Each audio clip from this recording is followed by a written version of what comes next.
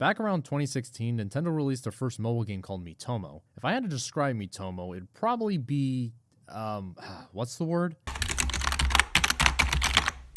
Forgettable. Adjective. To describe Nintendo's Miitomo app.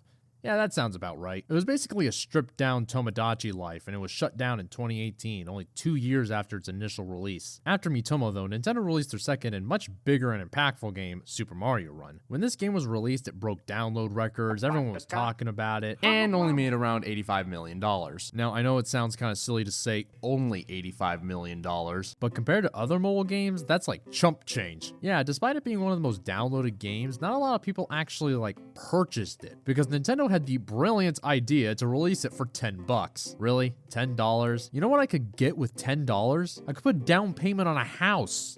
A Barbie house.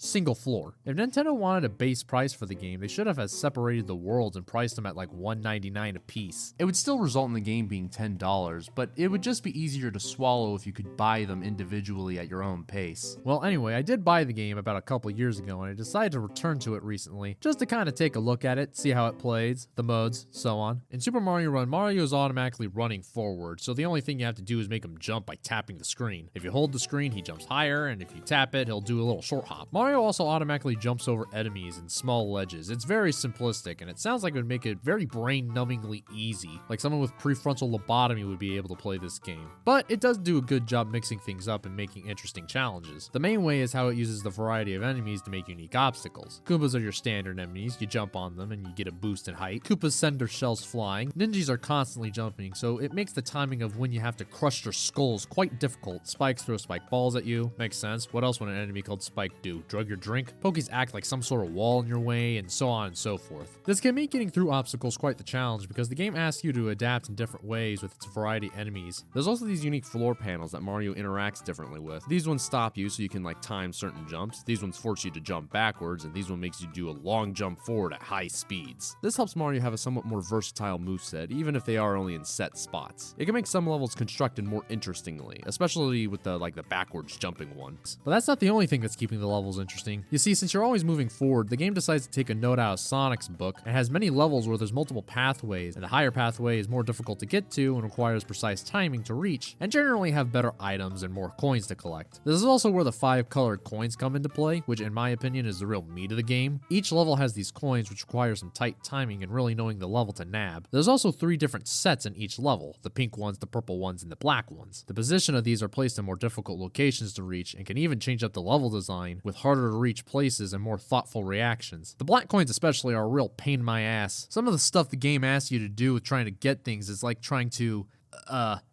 give me a minute.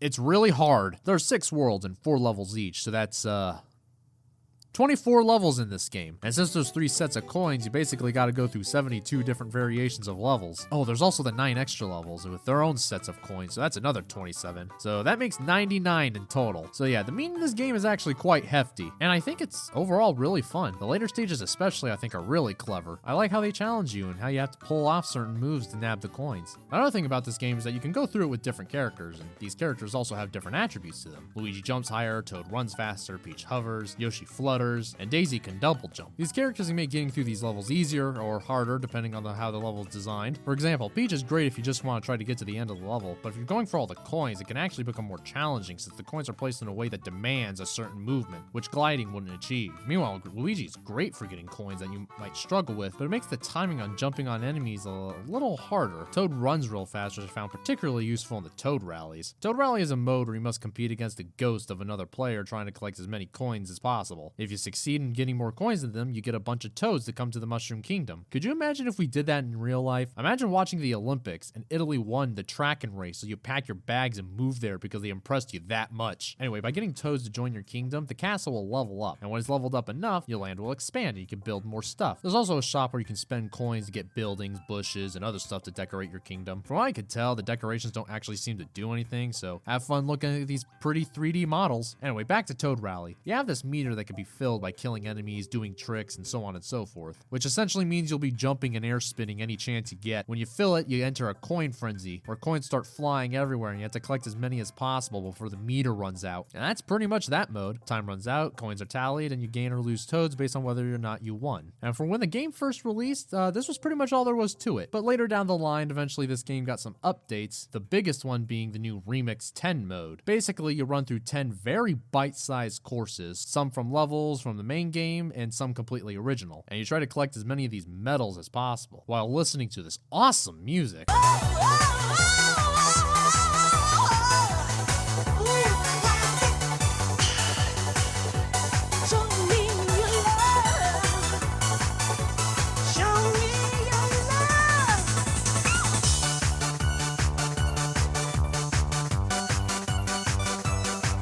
When collecting these medals, it adds to this bar down here, and when it fills, you can get a rare 3D model that's more valuable because the game gave it a chance that it appears lower in the number of the code. What the fuck did I just say in that sentence? Game gave the chance for it to appear a lower number in the code. You can also fill it up when you complete an area. I like this mode. It can be very addicting. Getting all the medals though can be really hard though. I made it to area 20 and I only did a perfect run twice. But when you do get all the medals in an area, it makes one of the most satisfying sounds I've ever heard in my life.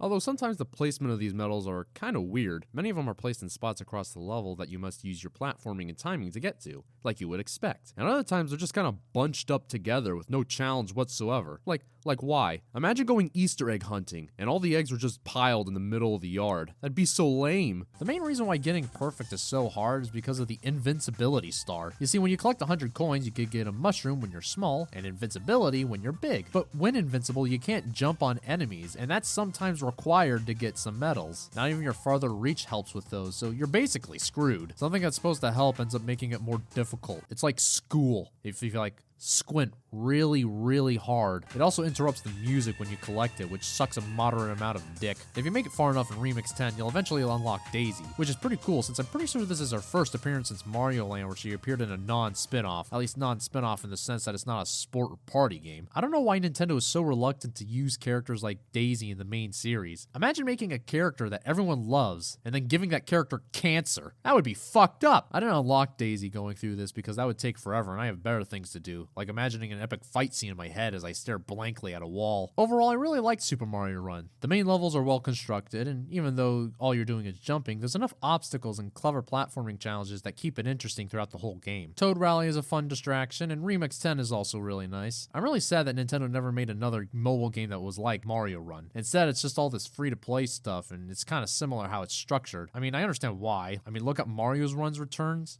And now look at Fire Emblem Heroes. Fire Emblem just called Mario a little poo-poo head and then kicked it in its pancreas. I'll probably make a video on the other Nintendo mobile games one day, but that's for another time. 5:33 p.m.